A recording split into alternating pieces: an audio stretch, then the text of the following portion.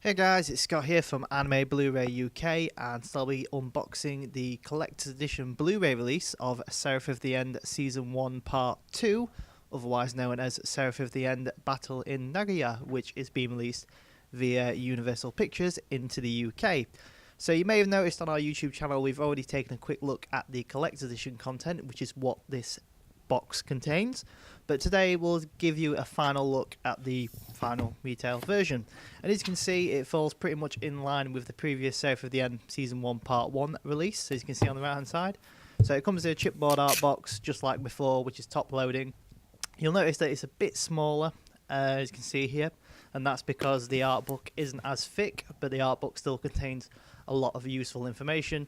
And as you can see, the spines are pretty much the same. The views are slightly different colour on the actual title, but that's, I'm guessing, to point out, you know, which is the first part and which is the second part. But other than that, it's pretty much the same. So let's get straight to it. We have the front cover, whereby we've got all the key characters of the second half of Season 1. So we've got you and Michaela on the left and right hand side, and then some of the new characters that are involved in this second half of the series.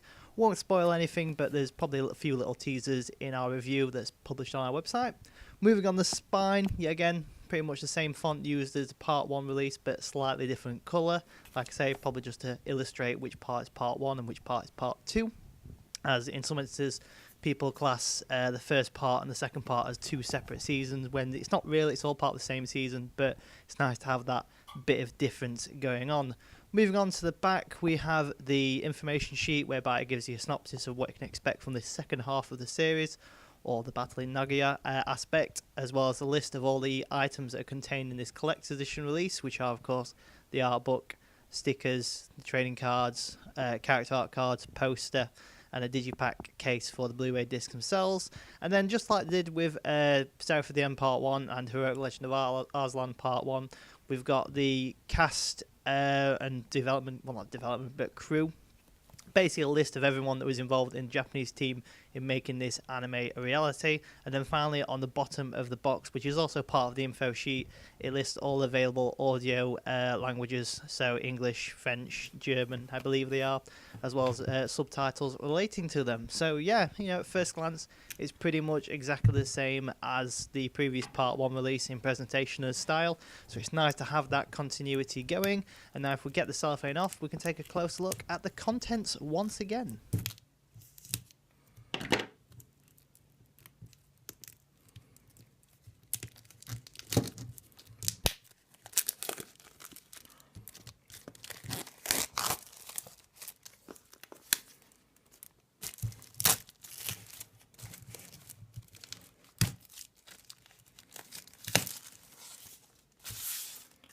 So with the cellophane off, we have the glorious front cover, which in my eyes uses some pretty cool key artwork. The spine, yeah, again, pretty much same as what we've seen before, just a bit clearer. We have the top, which is obviously where all the contents come out. You'll notice that just like with Part 1 of their collector's edition release, the information card goes all the way around the box, and you can easily peel it off or leave it where it stands. But if you move the info sheet out of the way, you get a nice clean character artwork for Michaela, which is pretty cool.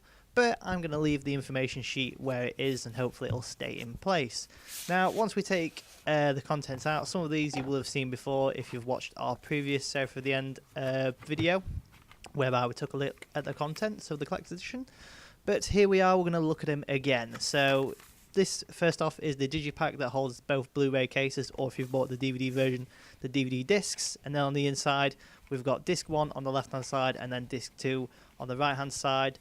So as you can see, singular character artworks per disc. They look quite nice, but they are overshadowed with quite a lot of logos. So we have the Universal Worldwide logo, we have the Universal Japan logo, the Region B logo, the German Rating Board USK or FSK, the BBFC logo, and then the Seraph of the End logo. And then somewhere in there it says Disc 1, as well as Seraph of the End Season 1 Part 2, which you will find there somewhere along the disc. And then behind that you've got some more key character artwork, or screenshot if you prefer, from the series. Same again for the second disc, a lot of logos covering up the artwork, and then of course that Blu-ray banner underneath. We've spoke to Universe about this. Unfortunately, it's their standard of releasing a Blu-ray disc. So if you buy a Blu-ray disc, or in some cases a DVD disc, the presentation of that disc artwork will always look the same. It's a universal standard for them, or uniform standard for them. So there's nothing you can do about that. So basically, any Universal products, especially Blu-ray, will pretty much look exactly the same as that, just slightly different character artwork or key artwork on the front. So yeah. Moving on next, we then have the trading cards for some of the characters featured in the actual series. I'm not going to really bother opening those as we've already seen them before in a previous video. But basically there's 4 different trading cards, 4 different characters, giving you a bit of a bio of each one, like the age, specialised, language, that sort of thing. Moving on next, we then have the character art cards, which are a bit like A5 sized. And as you can see, there's some pretty cool artwork there. And then finally we move on to the poster, which bizarrely enough I thought was another character art card that I hadn't seen. But yep, this is the poster, and it pretty much replicates the actual artwork that was used in the chipboard art box. So that's pretty cool, and that would look great on the wall next to the Part 1 poster. Moving on, we then have the sticker sheets, which are like lenticular 3D styled. So we've got 12 in total, all of which are like main characters from the second half of the series in chibi form, which, you know, is kind of unique, not something you get from most collector's edition releases, not pointing anywhere, of course. And then finally, we then have the guidebook slash art book, which we didn't get to see in the previous video, but it's quite a nice rugged feel to it, bit different to Anime Limited's type of presentation, feels a bit more unique, which is quite interesting. And then on the inside, as you can see here, we've got animations, or animation character illustrations, a lot of bios about each individual character you see in the second half of the series, bit of an episode breakdown, some useful information pieces, and more character artwork, and basically quite a lot of stuff considering it's only about 34 pages long. So in a short, that's what you can expect from the collector's edition Blu-ray release of Seraph of the End Season 1 Part 2, otherwise known as Battle in Nagoya, which will be available from the 5th of December 2016.